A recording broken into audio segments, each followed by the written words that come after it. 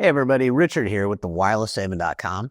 Today we're going to go over the NEXPRO V2 router, putting a VPN on, or at least putting your settings for your VPN on the NEXPRO V2 router in the settings on version 2.4.0.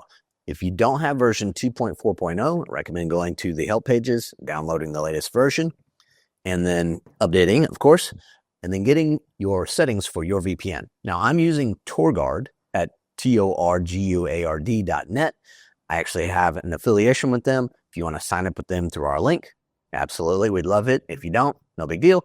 Just know that I'm just following through on my Torguard settings so that we can see the settings of how I got them, what they look like, and then how I apply them into the settings of the NEXPRO V2 router. And so let's get started. So if we see here, I'm on torguard.net, and if you want to sign up for a VPN or anything else, you can obviously do that. But once you have, you go to your account and log in. Log into mine, of course. And once it finishes verifying that you're not a robot or anything else, your portal will log up, and along the top, there's a section that says Tools. Click on that. Config Generator. Click on that. Now, here, we're going to choose OpenWRT for the OS type, and then WireGuard. Yours should change like mine just did on the screen. If it does not, reload the page, try it again. It must change like this. If it doesn't, it's stuck on a setting for OpenVPN. We don't want that. We want WireGuard. Next, we're going to choose our server. If you want to look like you're coming from another country, that's your exit node location for the servers they have. I'm going to go to, let's say, nowhere near Las Vegas. Let's do Las Vegas. If you have a custom IP, you know what to do there. Just enter it. Username, that's going to be for Torguard. That's going to be the email address of your account.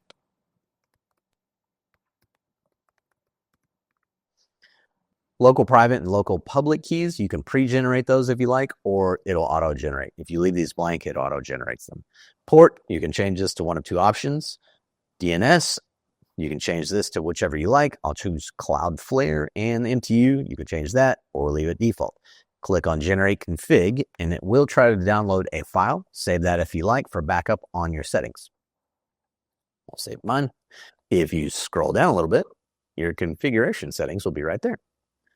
I'm going to copy these to make it easier to follow along with. You don't have to, but I'm going to put mine in a notepad. Then we're going to go to our router, log in at 192.168.100.1.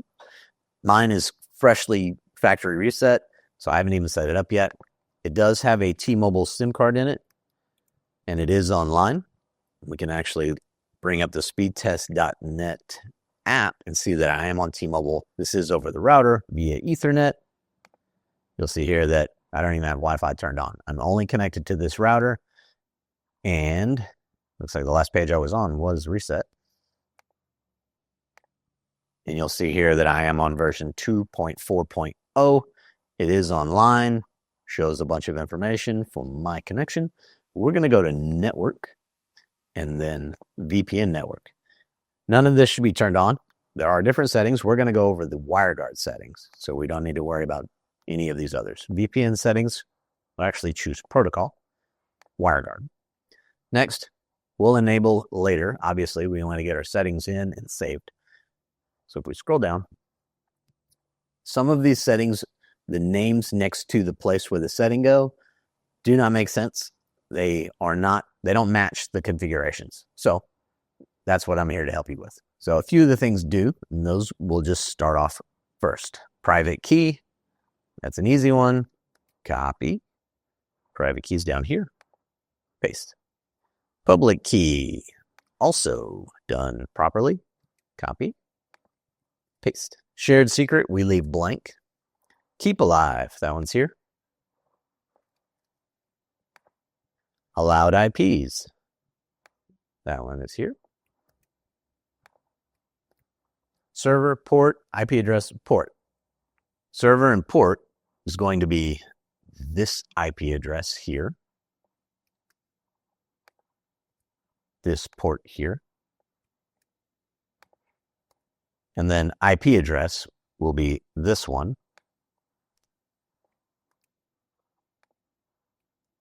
your endpoint, and port is on the end of the endpoint.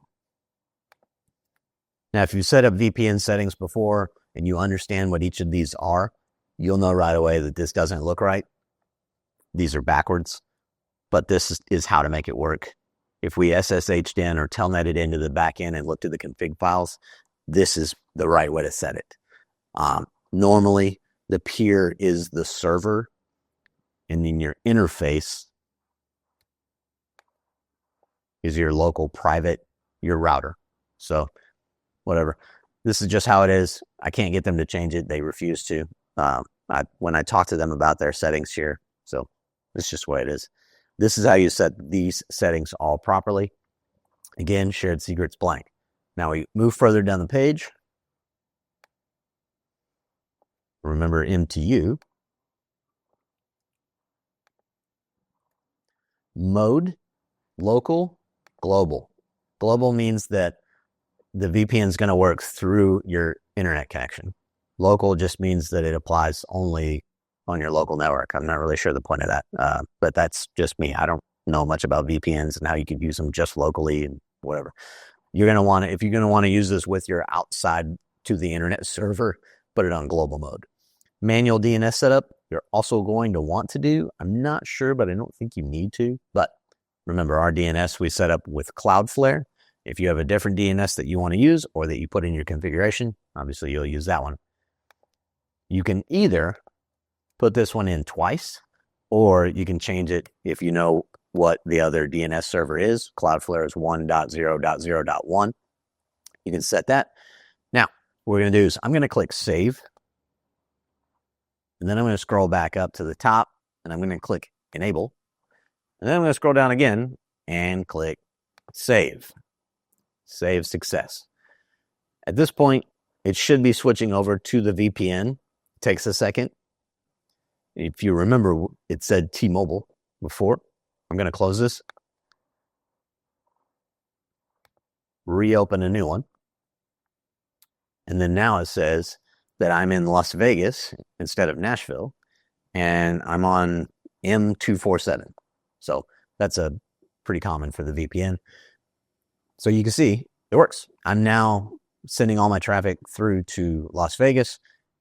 The network, the internet believes that I'm in Las Vegas, and all of my traffic from my local router through T-Mobile's network over the internet to this server in Las Vegas is all encrypted. All of my traffic is the way I've got it set up here. One thing I will note though, on the top of the device, you've got a 5G logo that is blue LED. Typically it is. Sometimes with the VPN turned on, this will turn red and then blue and then back to red and then back to blue. Not really fast, and sometimes not even at all. The whole time during the video, it didn't change at all, but I have seen it do it. It seems perfectly normal, and it doesn't seem to affect your connection. Again, when the VPN is on. If the VPN is off, if you got some other connectivity issues, you may see this turn red, so forth. It usually means that you don't have a connection. But again, if your VPN is on, you see this turning on and off, just check it real quick, but it's probably just fine. It's probably just the VPN messing with the signal for this little LED output. VPN encrypted traffic through your NEXPRO V2 router using Torguard Wireguard protocol. You can use anything you want, but if you want to use Torguard, if you don't already have it, make sure you use one of our links to give us credit, or don't. Not a big deal. But now you're encrypted, you're online using the NEXPRO V2 router. If you have any questions or you need any help with any of this, always reach out to us where you purchased your product from, and we will support you always, making sure that you're easily and always online. Again, this is Richard with thewirelesshaven.com. Take care.